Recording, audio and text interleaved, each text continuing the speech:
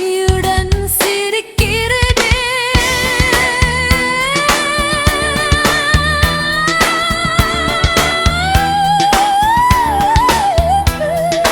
காதல் உலகின் மிக அழகான விஷயம்.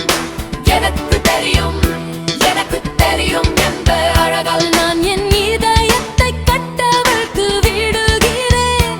ஒவ்வொரு நொடியும் காதலிக்கிறேன். ஏனென்றால் உன்னுடையதைப் போலவே என்னுடையது இந்த காதல்.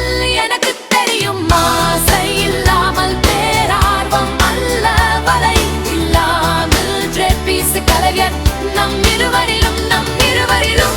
சூரிய ஒளியில் நான் இந்த பாடலை உங்களுக்கு பாடுகிறேன். அது நீ ஏற்கனவே